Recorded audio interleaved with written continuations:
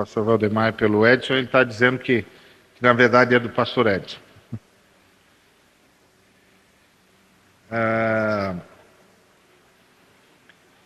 Vamos ler então Atos, capítulo 14, versículos 27, na verdade de 26 a 28, que diz assim: E dali navegaram para Antioquia, de onde tinham sido recomendados à graça de Deus para a obra que haviam já cumprido. Ali chegados, reunida a igreja, relataram quantas coisas fizeram Deus com eles e como abrira aos gentios a porta da fé. E permaneceram não pouco tempo com os discípulos. Vamos orar. Pai, muito obrigado por essa oportunidade que o Senhor nos dá, todos nós que aqui estamos, e que em nome de Cristo Jesus nós possamos ser abençoados pela ministração do Teu Espírito. Amém. Bom, a igreja brasileira é uma igreja que está fazendo missões, graças a Deus. Devia estar fazendo muito mais do que faz, mas está fazendo. Entretanto, a igreja brasileira já está entrando naquela fase em que o missionário começa a voltar. E isso tem sido um desafio para a igreja, nem todo mundo tem sabido como lidar com isso. Eu acho que esse desafio da igreja com relação ao retorno do missionário tem muito a ver com alguns aspectos. Então eu gostaria de começar do começo. Eu acho que é por onde tudo deve começar, né? Começar do começo. E eu queria começar lidando com a visão que a igreja tem do missionário. Eu tenho falado sobre missões há muitos anos. Já perdi a conta das vezes que falei sobre missões, já perdi a conta das igrejas onde fui falar. E há muitos que têm falado muito mais do que eu, e até com muito mais propriedade do que eu. Por isso é uma soma de pessoas. Invariavelmente, nós temos nos deparado, todos os que falam sobre missão, nós temos nos deparado com dois tipos de igreja. Uma igreja que realmente considera o missionário como o seu melhor homem, e uma igreja que considera o missionário mais ou menos como um aventureiro. Infelizmente, a maioria das igrejas está no segundo caso, e não no primeiro caso. É notório perceber o quanto as igrejas que mandam missionários para fora do Brasil, principalmente, se esquecem do missionário que enviaram. Notório. Eu me lembro quando eu cheguei em Portugal, e como eu era um fazedor de tendas, eu tinha meu próprio sustento. Eu me lembro que eu tinha, portanto, uma situação financeira boa. E comecei a entrar em contato com outros missionários, lá em Portugal. E antes de eu entrar em contato com muitos dos missionários, muitos começaram a entrar em contato comigo. E eu me lembro de um contato em especial, de um grupo de pessoas, de 2 ou 3 irmãos que chegaram a mim.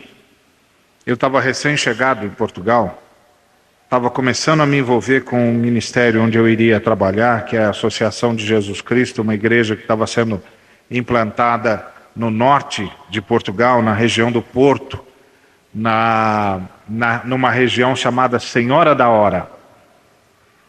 E num lugar difícil, porque o Portugal já é um país complicado. Quando eu cheguei lá, cheguei antes da Universal. Então, cheguei num outro Portugal, né? E cheguei num Portugal muito difícil de pregar o Evangelho. E numa região mais difícil de Portugal, que era a região do Porto. Então, Portugal, de modo geral, já era complicado, mas o sul de Portugal ainda era mais aberto à pregação do Evangelho. Mas eu fui para o norte de Portugal, onde a coisa era complicada mesmo. E eu me lembro que 2 ou 3 pessoas chegaram para mim e para minha esposa e perguntaram se nós tínhamos roupas que poderíamos ceder. Mas se você está chegando do seu país num outro país, você tem só o essencial, né? Você não vai sair daqui carregado de mala. E a gente diz, ó, nós temos só o essencial, mas qual é o problema? E o problema eram missionários brasileiros que a igreja tinha esquecido em Portugal e não tinham mais o que vestir. Não tinham mais o que vestir, não tinham roupa, não tinham sapatos, estavam morando num quartinho de fundos e não estavam mais tendo autoridade, porque a igreja, porque os portugueses não são fáceis. Se você chega lá e você está numa situação pior que a deles, eles não te ouvem. Não te ouvem. Então eu me lembro que eles estavam lá numa situação profundamente acanhada, envergonhados, que não tinham dinheiro para nada, não tinham roupa, tinham de ficar pedindo para a igreja portuguesa não tem visão nenhuma. Eu me lembro que eu frequentava uma igreja no norte de Portugal, na cidade do Porto. A gente tinha esse ministério em Senhora da Hora, que era uma região retirada da cidade do Porto. Alguns poucos quilômetros, fazia parte do Porto, mas estava mais retirado. E tinha a cidade do Porto mesmo. E eu frequentava uma igreja ali na cidade do Porto e trabalhava na Senhora da Hora. E eu me lembro que naquela época a TV portuguesa lançou um documentário sobre a Bíblia. E era um documentário feito por esse pessoal que escava fósseis, arqueólogos. E, claro, tinha algumas coisas positivas que eles falavam sobre a Bíblia e muitas coisas que eram absolutamente heréticas, absolutamente perda de tempo, absolutamente falsas, etc. E você não acredita que eu cheguei num domingo na escola dominical, nessa igreja que eu frequentava, e o professor da minha classe estava passando o filme, esse documentário, para a escola dominical, como se isso fosse a verdade sobre a Bíblia. E eu disse para ele, escuta meu amigo, mas isso aí está errado. Isso aí é o que alguns arqueólogos pensam, isso não tem nada a ver com a verdade. E ele me deu uma reprimenda dura, disse que não, que eu que era muito conservador,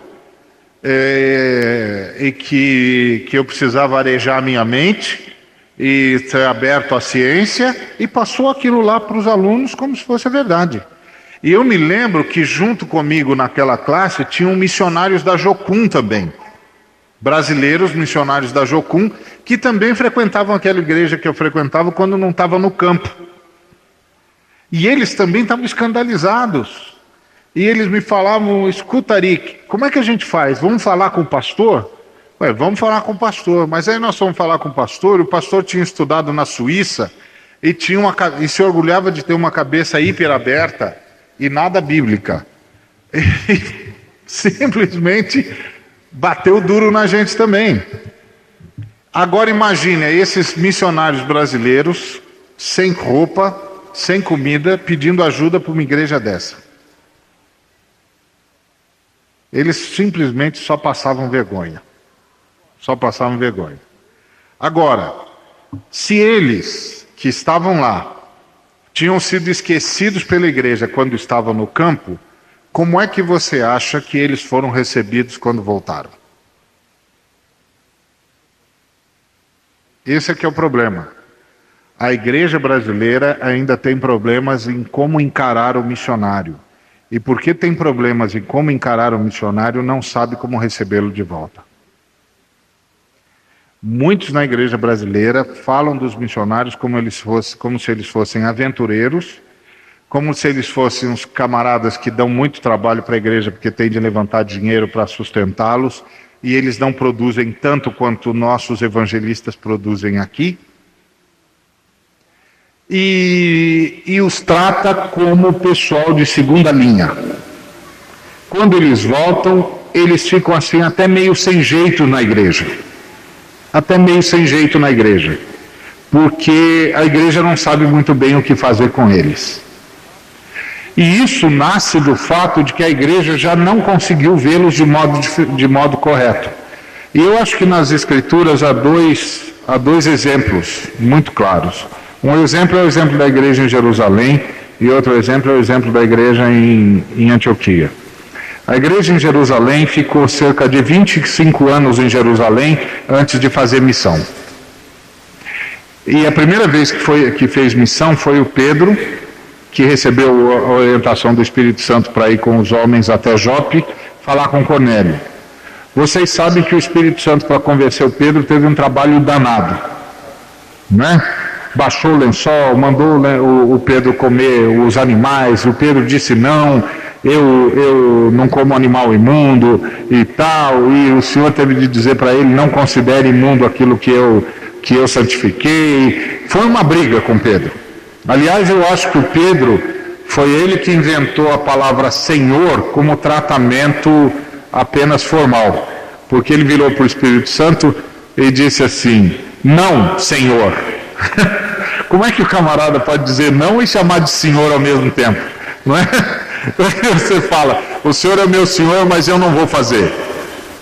Tem alguma coisa está errada aí, né? Como é que você chega? Não, o Senhor é o meu Senhor, mas eu não vou fazer o que você está mandando. Ué, então não é o Senhor, então o Senhor é só pronome de tratamento, né? Então acho que o Pedro foi que inventou, porque ele virou para o Espírito Santo e falou, não, Senhor. Ué, é Senhor ou não é Senhor? E foi uma luta para o Espírito Santo convencer o Pedro que ele tinha de ir falar com Cornélio. E quando ele foi lá falar com Cornélio, ele já entrou pedindo desculpas, não é? E já entrou ofendendo os gentios. Ele já entrou dizendo, você sabe, é proibido para um judeu entrar na casa do gentio e tal, mas como o Espírito Santo insistiu, então eu estou aqui. E qual não foi a surpresa dele quando o Espírito Santo batizou os gentios como tinham batizado o povo lá em Jerusalém no Pentecostes? Agora, pior não foi isso. Pior foi o relatório que ele teve de dar lá em Jerusalém para os irmãos, explicando por que ele foi pregar aos gentios a mensagem do Evangelho. Então a igreja em Jerusalém sempre teve problema com missões. Na verdade, a igreja em Jerusalém só conheceu missões quando os seguidores de Estevão foram perseguidos. Lembra que Estevão foi apedrejado e depois houve uma perseguição na igreja em Jerusalém. Se você ler direito a Bíblia, lá em Atos, você vai descobrir que os que foram perseguidos eram os seguidores de Estevão, que era o pessoal que questionava a validade do templo. Porque todo mundo, os cristãos se reuniam no domingo e no sábado iam no templo. E o Estevão foi o primeiro a questionar o templo. E os seguidores dele, que eram os diáconos helênicos, também questionavam o templo. E foram eles que foram perseguidos.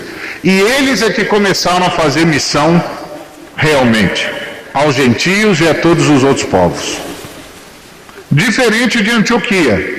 Antioquia já nasceu uma igreja missionária. Os presbíteros de Antioquia já era um da África, outro era romano, outro era judeu, outro era grego. Eles já eram um conjunto missiológico ali. Segunda coisa, o pessoal de Antioquia não teve problema em enviar missionários. Quando o Espírito Santo mandou, eles fizeram. Outra coisa, o pessoal de Antioquia mandou para as missões os seus melhores homens. Barnabé e Saulo, o que eles tinham de melhor. Isso mostra duas diferenças claras na história da igreja. Uma é a visão de Jerusalém, que olha para o trabalho missionário com desconfiança, e outra é a visão de Antioquia, que faz o trabalho missionário a sua principal temática, o seu principal trabalho. São duas coisas diferentes. Qual o resultado disso? O resultado disso é que a igreja de Antioquia se tornou, de fato, a mãe de todas as igrejas. Quando você abre o Novo Testamento, você lê o Evangelho segundo Lucas, que era missionário de Antioquia. Você lê o Evangelho segundo Marcos, que era missionário de Antioquia. Você lê as cartas de Paulo, que era missionário de Antioquia. Você lê as cartas de Paulo a Timóteo, que era missionário em Antioquia. As cartas de Paulo a Tito, que era missionário em Antioquia. A carta de Paulo a Filemão, que é filho de Antioquia. Você lê Hebreus, que a gente não sabe o autor, mas que era da escola paulina e que, portanto, era missionário de Antioquia. A igreja de Antioquia se tornou a mãe de todas as igrejas. E a igreja em Jerusalém? A igreja de Jerusalém desapareceu. A partir do quinto século, ninguém mais sabe da igreja de Jerusalém. Quando, no ano 70, houve a invasão de Jerusalém, a igreja em Jerusalém atravessou o Jordão e foi para a cidade de Petra. Lá na cidade de Petra, a igreja de Jerusalém ficou contaminada pelo paganismo e desapareceu. Quando uma igreja não faz missões, ela vai acabar desaparecendo mais cedo ou mais tarde. E se ela não desaparecer de um jeito, ela desaparece do outro, porque ela perde o vigor, perde a razão da sua existência e se deixa contaminar. Agora, uma igreja com essa visão de Jerusalém é uma igreja que trata mal os missionários, não sabe o que fazer com eles. Aí eles acabam sendo um estorvo, que foi o que aconteceu na igreja de Jerusalém. Os missionários eram um estorvo. O Pedro era um estorvo, o Paulo e o Barnabé, que saíram pregando de Antioquia, eram um estorvo. Eles tiveram de fazer um concílio para resolver esse problema com Paulo e Barnabé. E os que saíram, que eram discípulos de Estevão, então, esses eram o estorvo do estorvo. Então, tem igrejas para quem o missionário é um estorvo. E tem igrejas para quem o missionário é o seu melhor homem. E a igreja só começa a tratar bem o missionário que volta quando ela olha para o missionário como o seu melhor homem. E isso precisa ficar claro. O missionário é o apóstolo da igreja. O missionário é o apóstolo da igreja. Tem muita gente falando que apóstolo é um título, mas apóstolo não é um título, apóstolo é uma honra, é a honra que os missionários têm de serem enviados pela igreja. Os missionários são os apóstolos da igreja, eles são os melhores homens da igreja, eles estão na linha de frente, eles são o que a igreja tem de melhor. Eles são aqueles que o Espírito Santo separou para um trabalho específico e difícil, muito difícil. Quando você está no campo, você sabe o que é um trabalho difícil. Eu me lembro quando eu cheguei em Portugal, eu estava acostumado aqui no Brasil a pregar e fazer apelo e não ter como contar os que aceitavam o apelo. Eu era dos Jovens da Verdade. A gente estava cansado de pregar na praça pública, de fazer apelo, de ver gente vindo aos borbotões para aceitar Jesus Cristo como seu Senhor e Salvador. Em Portugal, fazia isso para que uma alma parasse para de fato me ouvir pregar o Evangelho.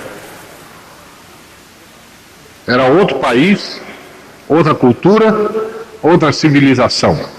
Embora falasse a mesma língua que eu. Então lá é que eu soube o que era a dificuldade de pregar o Evangelho. Aqui no Brasil eu nunca soube que era isso. Eu subia no caixote no Lago da Misericórdia, na rua direita, pregava e fazia o apelo, pregava de qualquer jeito. E as pessoas se convertiam.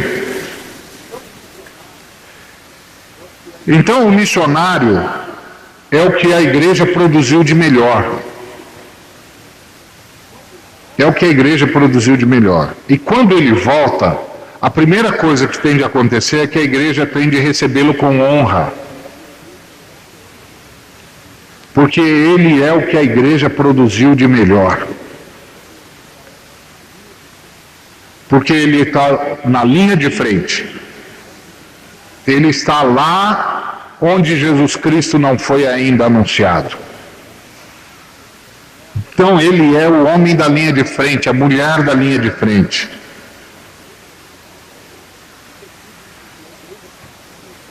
E a igreja precisa entender isso. Mas é difícil para a igreja entender. Agora mesmo a minha igreja mandou 3 pessoas para Moçambique, para passar o mês de férias ajudando os missionários lá. Eles voltaram encantados. Eu disse para eles: nós vamos mandar vocês para lá para vocês saberem o que é missão. Quando vocês voltarem, vocês vão me ajudar a incendiar essa igreja com missões, porque a igreja não consegue ver. Eles voltaram dizendo: os missionários são os heróis da terra. Os missionários são os heróis da terra. Eles estão onde ninguém mais está, eles vão onde ninguém mais vai, eles aguentam o que ninguém mais aguenta. Quando a igreja tem essa visão, começa a tratar o missionário com honra. E aí, a igreja precisa saber que está recebendo de volta um homem e uma mulher cansados. Porque você conviver com uma cultura que não é sua, cansa. Eu me lembro que eu estava em Portugal, fala a mesma língua que nós. Mas eu demorei 1 mês para entender o aviso que o camarada dava na estação ferroviária sobre o trem que ia passar. 1 mês eu demorei para entender. Eu chegava na estação, lá não é trem, é comboio, então eu tive de pegar o comboio para Aveiro, porque eu morava a 16 quilômetros do Porto, então eu vinha de Senhora da Hora, ia para o Porto, e aí tinha de pegar o comboio para Aveiro e parar no meio do caminho. E eu ficava lá ouvindo, e ele falava: lá vem o comboio para Aveiro, com todo o barulho, o que é isso? Aí eu virava pro rapaz do lado e falava: por favor, o que foi que ele falou? E ele olhava para minha cara assim, estou falando português com ele, né? Ele olhava desconfiado, achando que eu era um brasileiro que estava caçoando dele porque ele era português, me media de cima e embaixo e falava assim: ora, ele falou o que o senhor acabou de ouvir. E eu dizia: mas meu amigo, eu não entendi. Mas como o senhor não entendeu? Eu não entendi. Mas como o senhor não entendeu? O senhor não é brasileiro? Sou. Os senhores não falam português? Falamos. E como que o senhor não entendeu o que o homem acabou de falar? Falei: meu amigo, o senhor vai me desculpar, mas eu não consegui entender. E eu preciso pegar o comboio. Então, por favor, me diga o que foi que ele falou. Aí ele disse: ele falou que está para passar o comboio que vai para Aveiro, e que este comboio para em todas as estações, paradas e apiadeiros. Aí eu falava: ele para em todas as estações, em todas as paragens, em todos os apeadeiros. Ora pois, foi o que ele disse: todas as paragens, todas as estações, todos os apiadeiros. E eu: obrigado. Muito obrigado. Eu levei 1 mês para conseguir entender isso. Às vezes eu estava pregando o evangelho para uma pessoa, e aí tinha um grupo de portugueses e eu estava falando, de repente eles começavam a falar entre si, eu desligava, porque eu não conseguia entender, quando eles falando rápido, eu não conseguia entender, e eu chegava em casa frustrado, dizendo: meu Deus, é a minha língua. Isso para você entender o que é o choque cultural. Você entendeu o que é o choque cultural. Quando eu cheguei no Brasil, depois de 2 anos de campo, eu queria descansar. Eu queria descansar, eu queria ouvir o som dos brasileiros falando, eu queria ouvir música, eu queria retomar a cultura, porque eu estava o tempo todo naquela cultura. Você imagina, eu me lembro como se fosse hoje, era uma Semana Santa, na cidade de Espinho, eles botam os alto-falantes na rua, as caixas acústicas da rua, e durante toda a Semana Santa eles tocam música fúnebre 24 horas por dia. Você sabe o que aconteceu? A minha esposa chorou a semana toda. Ela não aguentava a pressão espiritual que ficou naquela cidade. Ela chorava, as lágrimas caíam e ela dizia: pelo amor de Deus, vamos voltar para o Brasil. Eu não aguento essa cidade, eu não aguento esse país, eu preciso voltar, eu vou morrer aqui. Eu dizia: não dá, agora não dá. Mas era aquela... Você sabe o que é você ouvir música fúnebre 24 horas por dia em todas as ruas que você vai? Você sai para comprar pão e está ouvindo música fúnebre. Você vai para comprar carne e está ouvindo música fúnebre. Você passa na frente do shopping e no shopping está tocando música fúnebre. Isso é Portugal. Nosso povo irmão, cultura assim, ó. Imagina como eu estava quando eu voltei para o Brasil. Eu queria respirar um pouco. Precisava respirar o Brasil de novo. Voltar a ver a igreja forte. Porque lá em Portugal, quando eu estava lá, os testemunhos de Jeová sozinhos tinham mais gente que todas as igrejas evangélicas juntas. Eu não conseguia falar com um pastor português. Divididos do que tudo. Você falava em unidade, era uma praga. Eu me lembro que a primeira vez que eu entrei numa igreja na cidade de Espinho, eu parecia um cara invisível. Eu falei: eu devo ser o homem invisível. Porque veja, eu entrei como todo bom crente com a minha Bíblia. Fui ao lugar do culto, fiquei lá. Minha esposa ainda não tinha chegado do Brasil. Cheguei lá. O irmão falava do texto, eu abri o texto. Estou com a minha Bíblia, eu conheço a Bíblia como todos os crentes. Abri o texto. Eles cantaram os hinos, eu cantei 90% dos hinos, porque eu sabia os hinos. Nenhum deles virou para mim e disse assim: oi, quem é você? De onde que você veio? Nada. Nada. Agora você pode pensar que era uma igreja desse tamanho, né? Então uma igreja desse tamanho você se perde. Nada, uma igreja que não dava uma dessas fileiras de banco aqui. Não dava uma dessas fileiras de banco. E eu parecia invisível. Não, ninguém me viu aqui. Aí eu fui e toquei no meu irmão e falei: boa noite. E ele falou: boa noite. Eu falei: eu sou do Brasil. Ele falou: ah, pois bem. Eu disse: então, mudei para Espinho. Ah, pois.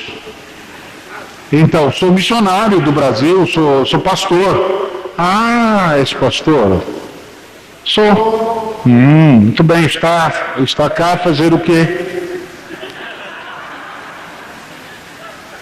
Ué, irmão, eu sou missionário. Sim. E missionário e... Não, nós estamos implantando uma igreja em Senhora da Hora. É, Senhora da Hora, lugar católico, não? É, muito. Ah, pois. Então, boa noite.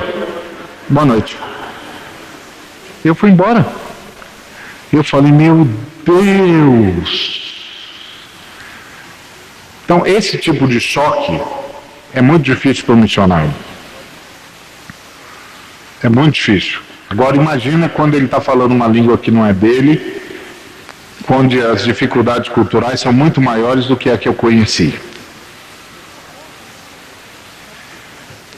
Chega uma hora que você sabe que eu conversei com uma pessoa que estava num país de língua francesa, e ele falou assim: nossa, eu não aguento mais ter de falar de coisas do coração em francês.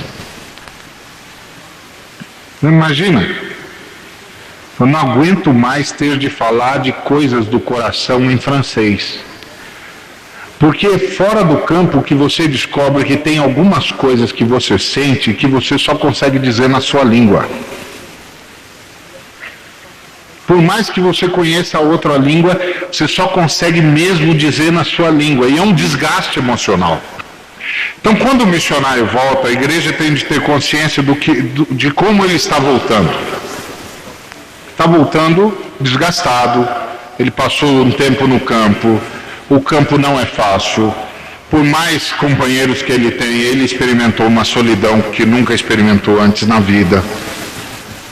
Ele experimentou um sofrimento que ele nunca experimentou antes na vida. Ele experimentou um isolamento que ele nunca experimentou antes na vida. Ele estava fazendo toda a adaptação, e todo o processo de adaptação é um processo cansativo.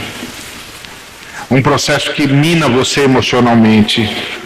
Ele está naquela situação em que ele não sabe se o que ele está falando realmente está sendo entendido ou não. Se ele está ou não está ofendendo um nativo. É muito difícil. Eu ia falar com algumas pessoas e eu não sabia se eu estava ofendendo o camarada, se eu estava conseguindo entender, não sabia como podia brincar. Então são coisas que você só aprende, só percebe lá. A cultura é positiva ou é negativa? Tudo isso dá um cansaço mental e emocional muito grande. Então, quando o missionário volta, alguns cuidados que a igreja precisa tomar. Primeiro, precisa recebê-lo com honra. Segundo, precisa livrá-lo dos entraves burocráticos. Tem de livrá-lo dos entraves burocráticos. Para isso, você tem de ter um conselho missionário ágil. Conselho missionário, em primeiro lugar, tem de ter bolado já a volta do missionário. Não tem nada pior do que receber o aviso no campo de que tem de voltar amanhã. Eu me lembro de alguns amigos em Portugal que receberam notícia da sua igreja que tinha de voltar no dia seguinte, na semana seguinte. Não dá, porque você está envolvido no trabalho, você tem de deixar as coisas prontas. Não dá. Isso tem de ser negociado com o missionário. Quando você pode voltar? Quando você vai voltar? E outra coisa, o missionário tem de voltar. Porque ele precisa se reciclar. Por mais que você saiba, por mais que você domine as coisas, você tem de se reciclar, você tem de voltar e ser realimentado, você tem de recuperar a esperança, a fé, tem de se reciclar. Então, o conselho missionário da igreja tem de negociar com o missionário a hora de ele voltar. Preparar tudo para ele. Essa coisa de comprar passagem é uma situação complicada. O conselho missionário tem de descobrir qual é a melhor forma. Se a melhor forma é comprar passagem no país de origem do missionário, onde ele está, se é comprar no Brasil, se for comprar no Brasil, como é que envia. Esses são entraves burocráticos que o missionário tem de ser liberado, porque ele já está com uma pressão muito grande. Para você entender o que é a pressão do missionário, eu estava em Portugal e tinha um colega meu que estava em Barcelona. Você sabe o que ele fez? Ele pegou a esposa, entrou no carro e cruzou de Barcelona até o norte de Portugal, só para ter um tempo com um amigo, depois de muito tempo que ele já estava no campo. Pegou um Renaultzinho 5, que é mais ou menos como o nosso Chevetinho aqui, e tocou nas estradas, lá do sul da Espanha ao norte de Portugal, onde eu estava. Ligou para mim e disse: Ari, posso ir aí ficar com você uma semana? Ué, pode, mas você está programado em vir para Portugal? Ele falou: não, eu preciso ir. Ué, então vem. Aí lá vem ele com o Renaultzinho 5 dele, se bem, ainda bem que as estradas eram boas, mas mesmo assim, só para ficar uma semana com um amigo. Só para voltar a conversar com um amigo. Uma semana. Ele ficou lá uma semana comigo em Portugal. Depois pegou o Renaultzinho 5 dele com a esposa, a filha, um montão de coisa, né? Porque não podia parar em hotel no meio do caminho. E voltou lá com o Renaultzinho 5 dele de volta para Barcelona para continuar o trabalho. E sabe por que ele precisava de descanso? Porque ele estava pregando o evangelho numa cidade difícil e numa cidade predominantemente testemunha de Jeová. Sentiu o frio na espinha, não sentiu? Pois é, era essa barra que ele estava enfrentando. Quando ele chegasse de volta no Brasil, precisava de apoio. Então, ele tem de ser liberto dos entraves burocráticos. Alguém tem de cuidar para ele da passagem. Se para ele voltar de novo, alguém já tem de estar procurando isso. Por isso que toda igreja tem de ter um conselho missionário ágil. Ágil. Quando ele chegar, por favor, não o coloque pregando para mundos e fundos. Ele precisa descansar. Dá um tempo para ele. Outra coisa, não mande-o ir descansar na casa de parentes. Aluga uma casa para o infeliz do missionário. Você sabe o que é você voltar, não ter mais casa para voltar? Porque você vendeu tudo que tinha para ir para o campo missionário? Então você não tem mais casa para voltar. Você não tem mais geladeira, não tem mais fogão, não tem TV, não tem cama, você não tem nada. Você não ia ficar lá no campo missionário e sustentando uma casa aqui no Brasil. Não dá. Então você vendeu tudo, transformou tudo em dinheiro. Aí você volta, a igreja manda você para a casa da sua mãe, para a casa do seu pai, para a casa do seu tio, da sua avó. E sabe o que você é? Você é um intruso. Você é um intruso. Por favor, aluga a casa para o infeliz do missionário. Consegue uma casa mobiliada para ele ir com a família e poder ter um momento de privacidade. Deixa ele descansar. Negocia com ele quando é que ele pode começar a pregar, dar testemunho. E quando ele vier para dar testemunho, por favor, não separa 5 minutos do culto para ele, não. Olha, irmão, você vai dar testemunho na igreja, lá do campo missionário, nós vamos separar aí 5 minutinhos no culto. Não faz isso com o homem, não. Que negócio é esse de separar 5 minutinhos para um sujeito que passou 2, 3 anos no campo? Primeiro deixa ele descansar. Ele descansou? Está pronto para o batente? Tá. Entrega o culto para ele. Deixa ele pregar. Tem lugares que você volta do campo missionário e vai pregar e o pastor está meio desconfiado se você tem uma boa teologia ou não, como é que vai ser a sua pregação, que afinal de contas você saiu do seminário e a gente mandou você para o campo. Ué, se tinha dúvida sobre a teologia do sujeito, mandou ele para o campo para quê? Para montar uma má igreja? Para fundar uma igreja sem base bíblica? Que responsabilidade é essa? Se o sujeito é apóstolo, foi lá para fundar uma igreja em nome de Cristo Jesus, o púlpito é dele, meu amigo. O púlpito é dele porque ele tem autoridade para falar. Ele tem autoridade para falar. Ele foi lá e começou do zero, numa cultura que não era dele. Ensinou as pessoas a amarem Jesus Cristo. Ele tem autoridade para falar. O púlpito é dele. Então tem de ir criando essa situação. Outra coisa, faz o camarada voltar e se sentir amado na igreja. Esse casal de missionários que voltaram dos Maçacarás, eles sentiam que a igreja não sabia o que fazer com eles. Eles vieram falar comigo, depois que eles voltaram para São Paulo, que a igreja dele fica em outra cidade, e eles falaram assim: nós viemos para a sua igreja porque nós soubemos que o irmão foi missionário fora do Brasil, então o irmão vai entender a gente. Vê se pode. Enquanto eles estavam no campo, a igreja até que se saiu bem. Até que se saiu bem, não se saiu tão mal. Poderia ter se saído melhor se tivesse usado uma agência missionária. E, aliás, esse é outro equívoco. Você é de uma igreja, você vai enviar um missionário? Vá falar com a agência missionária competente, capaz.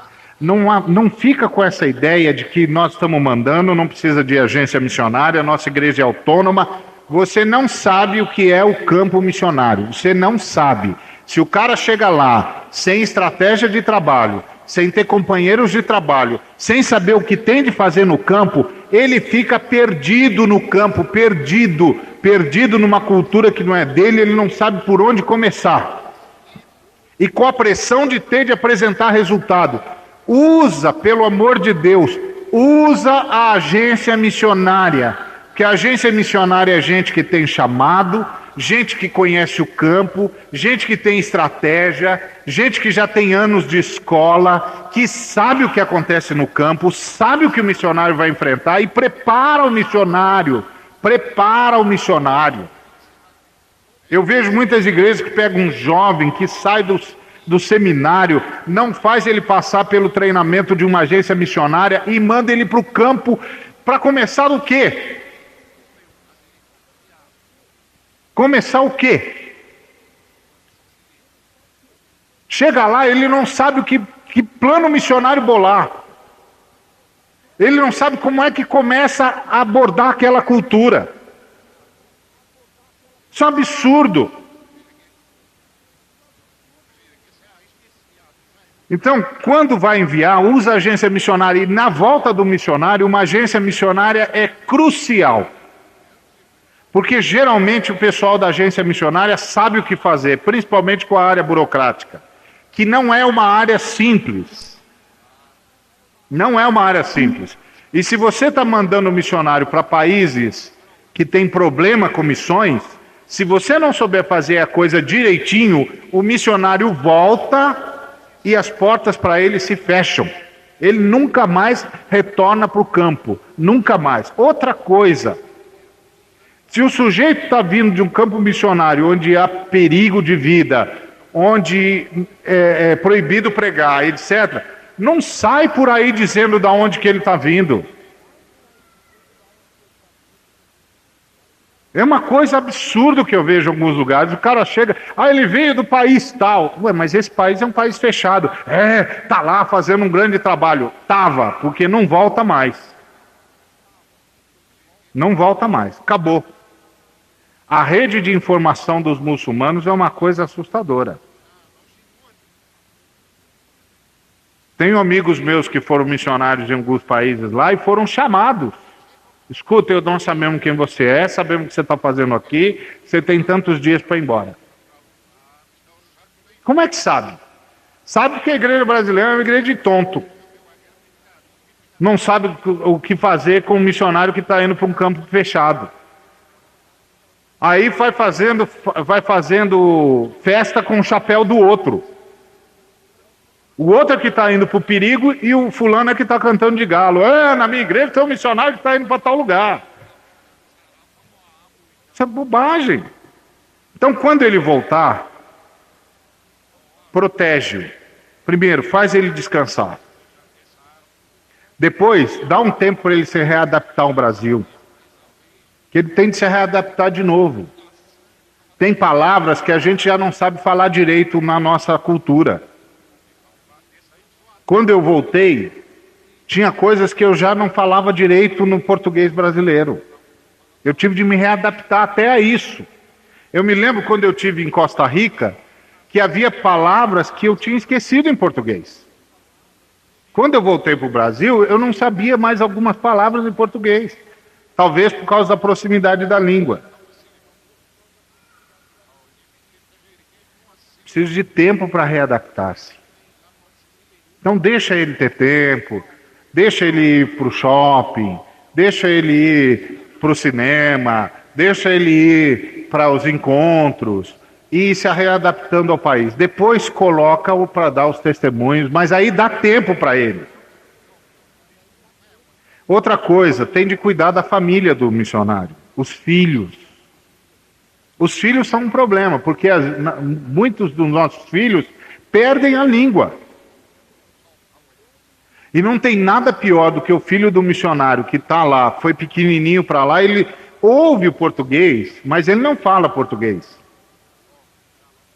Ele fala a língua local, porque é como ele convive com os amiguinhos. Não tem nada mais irritante do que ele estar na igreja e o pessoal querendo falar em português e dizendo: ah, você não sabe mais falar a sua língua? Ah, tadinho, ele não sabe mais falar português. Imagina, o sujeito... Eu me lembro que a minha filha mais velha foi para a escola, ela voltou com sotaque português. Gente, eu orava para ela perder aquele sotaque. Porque se ela não perder esse sotaque, ela vai sofrer aqui. Graças a Deus, ela perdeu rápido.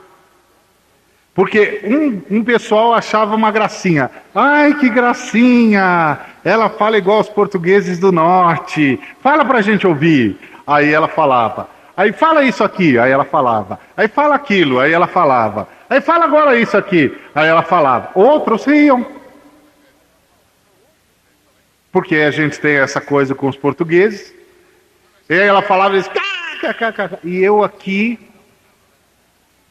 dizendo: eu preciso tirar minha filha da igreja. Mas como é que eu vou tirar minha filha da igreja? Não posso tirar minha filha da igreja, porque quero que a minha filha ame a igreja. Mas isso é porque a igreja não sabia receber um missionário. Então, protege o missionário. Dá tempo, bota ele numa casa onde ele descanse, que ele sinta que é dono da casa. Que ele não tenha de estar avisando para todo mundo onde é que ele vai, pedindo licença toda hora que ele chega para entrar. Cuida dos filhos dele. Coloca os filhos dele em contato com crianças da mesma idade, para eles se readaptarem. Depois que ele descansou, negocia com ele como é que vai ser o ministério dele no país. Depois, reconhece a autoridade dele. Ele é um apóstolo. Ele é um apóstolo. Trate-o como um apóstolo. Ele sabe do que ele está falando. Ele sofreu na pele o que ele vai falar. Ele é um apóstolo. Ele não é um coitado que não tinha o que fazer e foi ser missionário. É uma pessoa que recebeu um chamado. Então trate com esse respeito. E depois, quando chegar a hora dele voltar, prepara todo o caminho para ele voltar. Dá tempo para ele preparar a família para a volta, para ele fazer os contatos no campo, preparar a igreja que vai recebê-lo lá. E aí ele volta. Aí ele volta para reassumir o seu trabalho. E outra coisa com relação ao missionário quando ele vem. Entenda, há lugares onde você chega, começa a pregar o evangelho e as pessoas começam a se converter. Há lugares onde você vai trabalhar 7 anos antes de ver uma alma convertida. 7 anos. De muito trabalho e trabalho de qualidade para você ver uma alma se converter. É duro o missionário voltar para o Brasil e ser cobrado em termos de categorias brasileiras. Quantas igrejas você fundou? Quantas pessoas se converteram? Não, ainda não fundamos nenhuma igreja. Pô, mas você já está faz tempo no campo, não está? É, mas lá é difícil, não é possível. E o poder do evangelho? Não, olha, ele sabe o que é o poder do evangelho. Senão ele não estaria onde está. Mas ele também sabe o que é o enfrentamento com as trevas. Por isso é que ele está onde ele está. Então, quando ele voltar, trabalha com ele nessa perspectiva. Prepara. Faz ele se sentir bem na igreja. Prepara a igreja para recebê-lo. Ensina a igreja a receber um apóstolo. Está chegando um apóstolo. Como a igreja em Antioquia, que recebeu Paulo e Barnabé, o trataram com honra, deram a cadeira de ensino para eles. Quando eles tiveram problema com Jerusalém, a igreja honrou seus apóstolos, honrou seus homens. Ao invés da igreja designar outros presbíteros para irem negociar com Tiago e com Pedro, mandou Paulo e Barnabé, honrou Paulo e Barnabé. Honre os apóstolos. Quando ele for retomar no campo, deixa ele negociar com a agência missionária a ação dele no campo. Porque ele sabe o que está acontecendo no campo. Eu já vi igrejas que o camarada voltou e a igreja diz, não, nós não concordamos com esse trabalho que está sendo feito lá. Mas esse é o único trabalho que dá para fazer lá. Não, nós só queremos... Tem umas igrejas que têm linha missiológica até joia. Mas aí elas cismam com os negócios. Então nós só queremos gente que implante igreja. Sim, mas no mundo muçulmano? No mundo fechado, como é que eu vou implantar a igreja lá? Você quer que eu construa um templo, é isso? Quer que eu construa um templo e boto lá a igreja X? E depois você vai lá tirar a gente da cadeia? Você vai lá salvar a gente da morte? Você vai lá tirar a gente da prisão? Você vai lá garantir a escola dos meus filhos? Não sabe do que está falando. Deixa o missionário com a agência missionária decidir qual é o melhor caminho naquele país. Porque há certas coisas que não dá para fazer em outro país. Dá para fazer no Brasil é um sucesso. Lá fora é uma tristeza. Não funciona, não tem jeito, não vai dar certo. Então, deixa o missionário se organizar. A pior coisa que o missionário pode sentir é que o sustento dele está em jogo se ele não começar a fazer tudo direitinho como a igreja manda. E aí ele sabe que a igreja não entende nada do que está acontecendo no campo, ele não pode ficar sem o sustento, e ele está na corda bamba.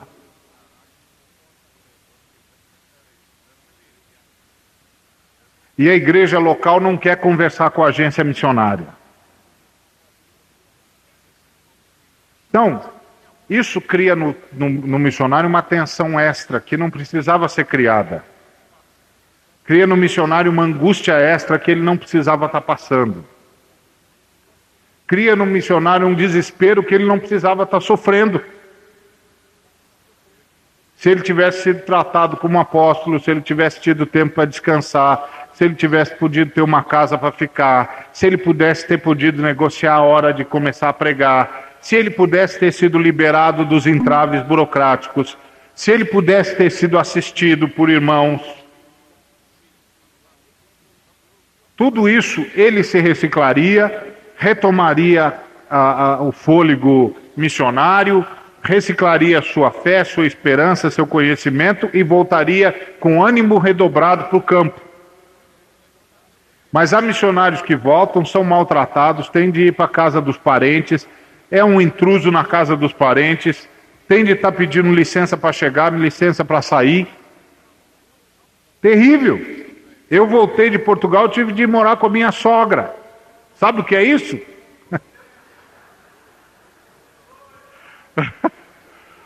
Uma coisa complicada. Porque eu não tinha para onde ir. Eu vou levar minha esposa e minhas filhas para onde? Vamos para a casa da sogra, que abriu as portas. Complicado isso, meu irmão. Complicado.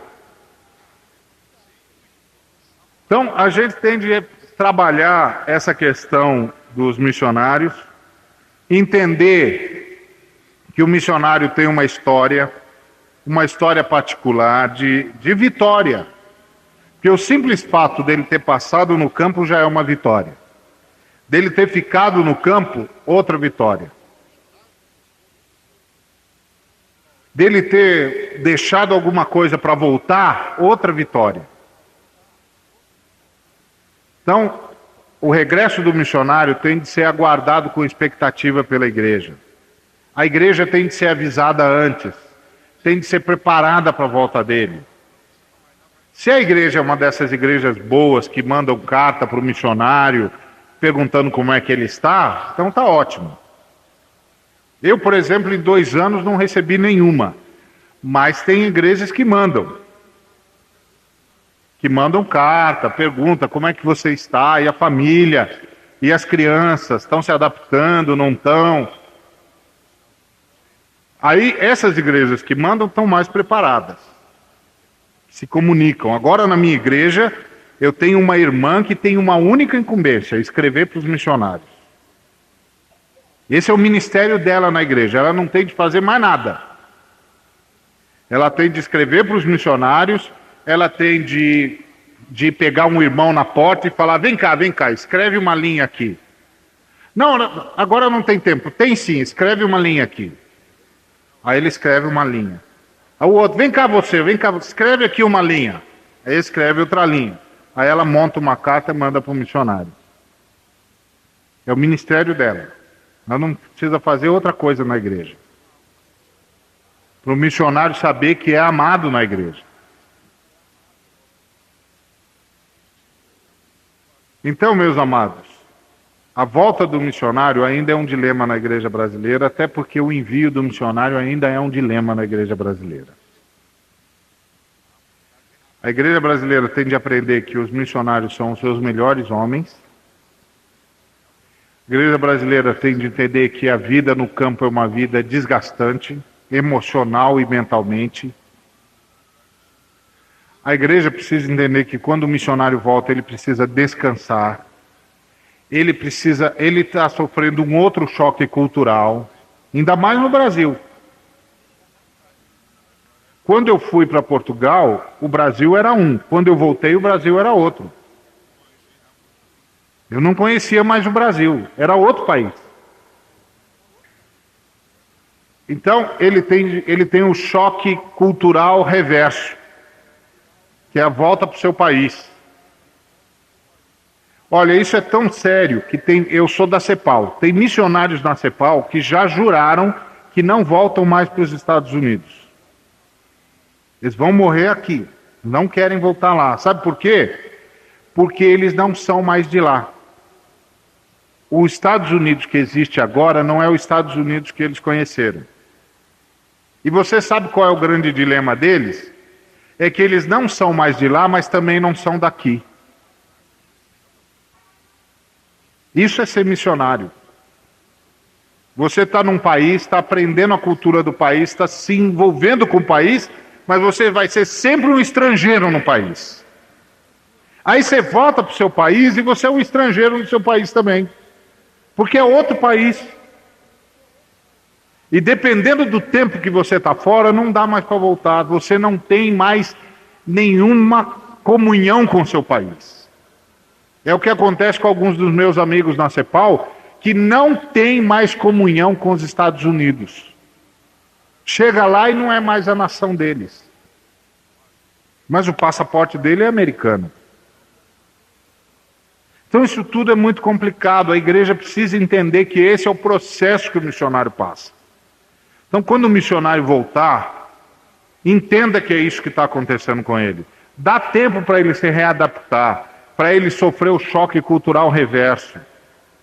Aí depois que ele se readaptou, dá espaço para ele. Para ele ter espaço para falar, espaço para compartilhar. E acima de tudo, providencia pastoreio para ele. Porque ele ficou muito tempo sem ter com quem conversar, sem ter com quem abrir o coração, sem ter para quem contar os seus problemas. E não pode contar o problema para o sujeito que ele está acabando de evangelizar. Acabou de levar o cara para Cristo, não vai chegar lá e dizer: você não sabe a crise que eu estou. Não dá, né? Como? Você está em crise?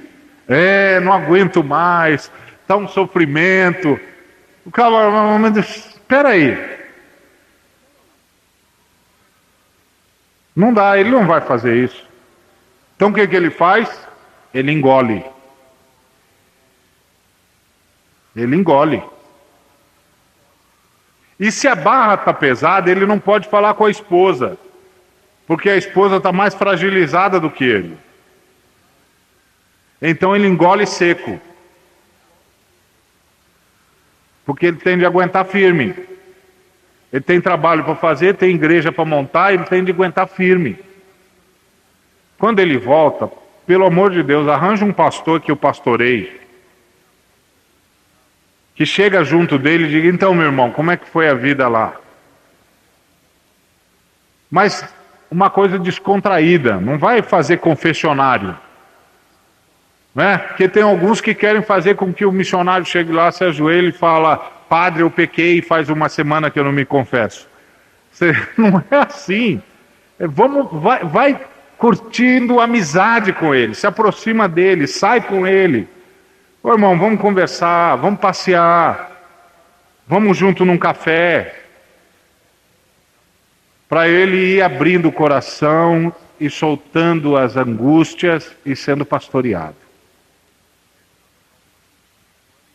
Porque ele vai precisar ser pastoreado.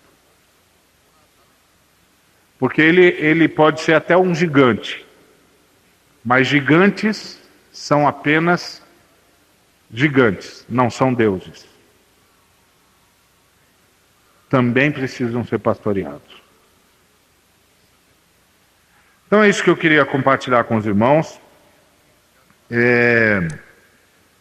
Há muito mais coisas que poderia ser dito. Na verdade, eu não sou a melhor pessoa para falar sobre isso. Tem outros irmãos que conhecem esse assunto muito melhor do que eu. Mas eu gostaria de deixar essas experiências com vocês. Tratem um missionário com honra. Deixe o missionário ter um tempo com a sua família. Deixe o missionário ir se readaptando aos poucos. E depois, quando der